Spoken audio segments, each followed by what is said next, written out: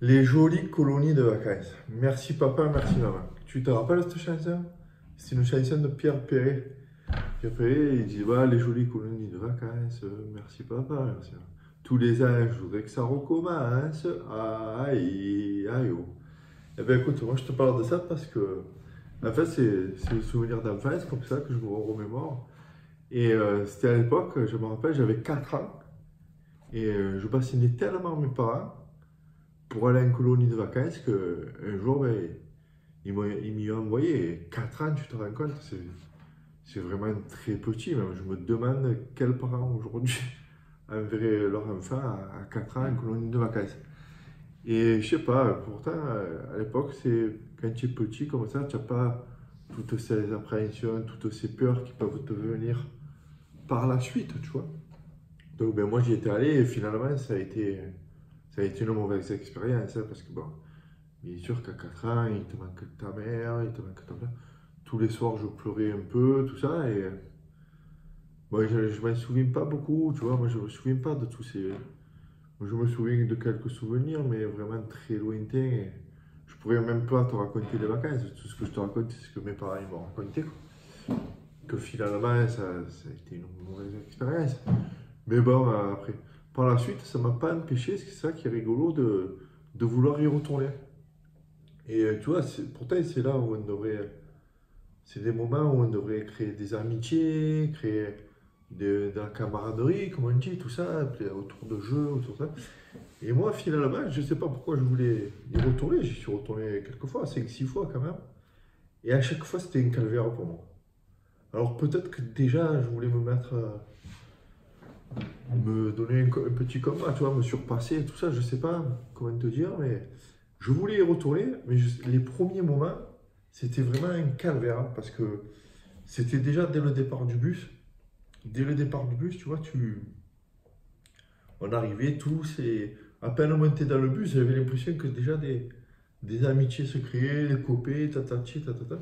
Et moi, là, j'étais tout seul dans mon coin. Et je faisais le voyage tout seul dans mon coin. Et on arrivait à la colonie, par exemple, je me rappelle très bien, en Ardèche ou quoi. Et on arrivait au centre de vacances. Et en fait, euh, on sortait du bus, tu vois, et tout le monde se dirigeait déjà dans les chambres et tout. Et j'avais l'impression que déjà tout le monde se connaissait depuis une éternité. Alors que moi, j'étais peut-être pas le seul, j'allais te dire le seul, peut-être pas le seul. Mais j'étais le mec timide dans son coin, le petit garçon là, tout timide dans son coin qui parlait à personne. Et presque j'avais peur que les gens ils viennent me parler pour pas devoir leur répondre, tu vois. Alors déjà je passais un peu pour vraiment le mec, le jeune garçon renfermé, tout ça. Tu avais l'aide de quelques moniteurs qui te mettaient un peu à l'aise, tu vois, qui te présentaient d'autres copains, mais va avec lui, va avec lui. Finalement, tu te rends compte que c'est tous les timides qui se retrouvaient dans la même chambre et c'était pas pour les aider en fait. Mais bon, ouais, c'est passé. Du coup, c'était vraiment. Chaque fois, c'était pareil. Les premiers jours, là, c'était très délicat. Alors, à la cantine, c'était pareil. Je parlais pas beaucoup, tu vois. Et jusqu'à quand, tu sais, jusqu'à la première partie de foot. Parce que bon, ça m'a donné des fleurs, mais j'étais pas trop mauvais à l'époque pour mon âge de jouer au foot. Alors, tu avais la première, toujours pareil, en colonie, tu as la première partie de foot. Alors, c'est l'OM contre Paris, parce que des fois, tu retrouves des petits qui arrivent de la région parisienne. Hein. Toi, tu arrives de Marseille. Mais pareil, ils travaillent à la Sécu, tu sais, dans toutes les Sécu de France, ils ont des centres de colonie. Et des fois, je me rappelle Chalon-sur-Saône, par exemple. Ben, fait un passeur, et du coup, tu faisais souvent les équipes. Alors, ça commençait, il y avait deux capitaines, par exemple, qui choisissaient au fur et à mesure leur partenaire. Alors, tu avais le fameux chou-fleur, chou-fleur, chou-fleur. Alors, il choisissait son collègue, ainsi de suite, ainsi de suite.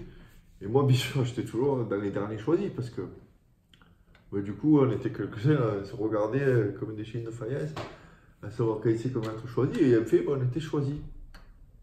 Et donc, le match commence, tu vois, et finalement, on passe le ballon, tata, première passe, je le renvoie à lui, tac, tac, moi, il me le renvoie, premier dribble. ils se rendaient compte que j'étais pas trop mauvais jusqu'au moment où je marque le premier but, tu vois. Et alors tout le monde est content et tout. Et le truc, c'est que voilà, de suite, tout le monde vient vers toi et te félicite et tout. Le match se finit, tout le monde, voilà, ils ont vu que tu n'es pas trop mauvais au ballon. Et du coup, tu commences à, toi, à être un peu plus sûr de toi parce que tu as été, pendant ce match, tu as été, entre guillemets, fier de toi et tu vois qu'autour de toi, du coup, ça attire les gens. Et c'est là où je veux en venir, en fait, pour revenir à la situation aujourd'hui, où toi, pour faire un parallèle avec toi, par exemple, c'est que moi, quand j'étais petit, ça m'a beaucoup servi, ça, en fait.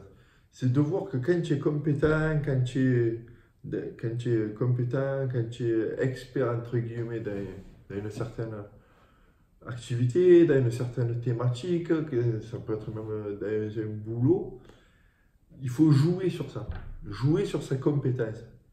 Et tes compétences, en gros, ça te rend fier. Fier de toi, fier de ce que tu peux accomplir, et les autres viennent plus facilement vers toi pour te parler. Et ça peut être même à ton boulot, ils peuvent venir te poser des questions. Et si tu es à l'aise avec le sujet, eh ben, tu seras à l'aise avec les gens, tu seras à l'aise d'en parler.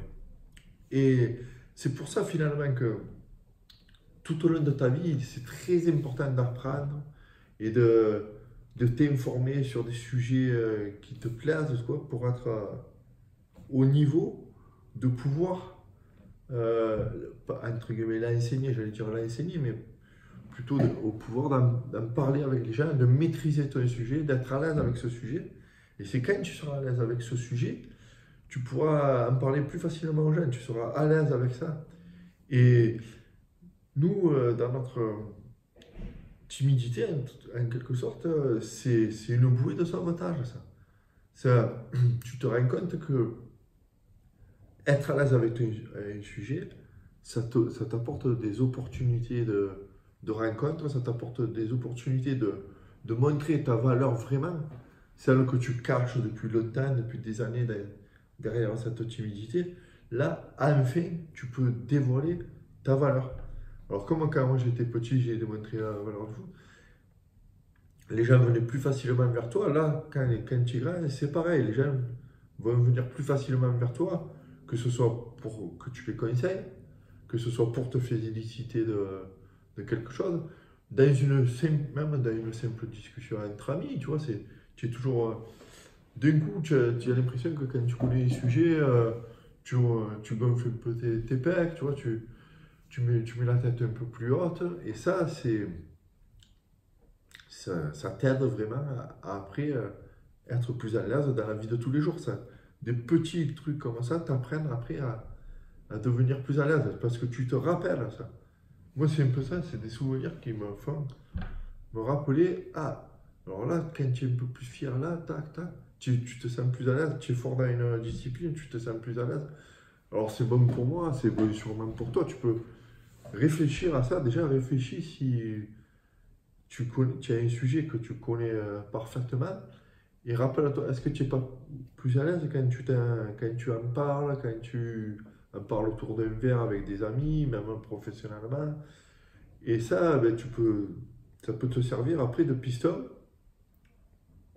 pour, euh, pour après d'autres situations où à la rigueur tu serais un peu moins à l'aise, mais tu te rappellerais ce que tu as fait pour le devenir.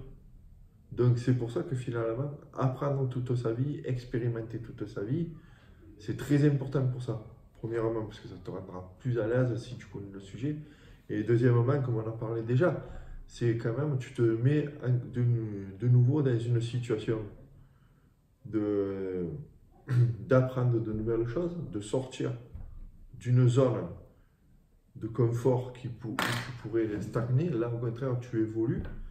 Et en évoluant, ça te rend de plus en plus fier de toi. Ton estime de soi, pardon, ton estime de toi augmente, la fierté en toi augmente, et c'est ce qui te rend le plus confiant. Et c'est grâce à cette confiance qu'enfin, tu pourras aller un peu plus haut, un peu plus haut, un peu plus haut. Tu es un peu plus confiant, donc tu tentes de nouvelles choses qui elles te rendent plus fier de toi, qui, de nouveau, te mettent encore plus en confiance. C'est un engrenage. Et bon, ça, c'est le souvenir que j'ai eu d'enfance comme ça, qui m'a servi maintenant. Et je vois, comme j'espère que toi, tu vas faire, ou que tu fais déjà, moi, tous les jours, j'essaye d'apprendre de nouvelles compétences, de, de me challenger. Donc, c'est ce que je t'encourage à faire. Allez, à la fin de cette vidéo, tu étais, tu te prends un sujet qui te passionne, et tu ouvres des livres et tu apprends de plus en plus. Au moins, la prochaine discussion, dès que ça va aller sur ce sujet, tu vas voir que tu seras de plus en plus à l'aise d'en parler parce que tu auras connu ce sujet, tu le maîtriseras. Et à la fin de la discussion, tu te rendras compte. Putain, mais là, j'ai été à l'aise, ma timidité s'est envolée. Qu'est-ce qui s'est passé? C'est parce que tu as maîtrisé un sujet. Voilà. Et c'est des, c'est des choses que qu'en les multipliant, ben, tu te rendras de moins en moins compte, ça se fera de plus en plus naturellement. Voilà. Donc si je te conseille moi voilà, de te dépasser chaque jour, de te challenger chaque jour sur des sujets que tu ne connais pas. Et ça te rendra de plus en plus fier de toi et de plus en plus confiance en toi. Si tu as envie de continuer, donc chaque jour de faire ça, tu peux me suivre ici, euh, en m'écoutant comme ça, te parler de moi, ce qui m'a rendu plus fort, grâce à certaines actions que j'ai mis en place tous les jours. Je t'en parle tous les jours ici. Donc si tu veux me suivre, tu peux t'abonner. Tu peux aussi, si tu veux, me retrouver tous les jours par écrit dans mon club privé, entre guillemets. C'est euh, une boîte, pardon, c'est des messages que je t'envoie tous les matins dans ta boîte mail. C'est avec du contenu inspirant. Je t'envoie des plans d'action pour te challenger. Je t'envoie des ateliers pour te montrer comment moi j'ai progressé et pour par là même, toi, te rendre plus fort et progresser avec moi, qu'on progresse ensemble. Voilà, si tu veux me retrouver, pareil, il y a un lien dans les descriptions. Tu cliques dessus, on va te demander ton adresse mail. C'est gratuit, il n'y a aucun problème. Et tu peux te désinscrire quand tu veux, pareil. Si recevoir des mails tous les jours te pèse, tu peux te désabonner. Il n'y a aucun problème. Voilà, je te dis à demain pour une prochaine.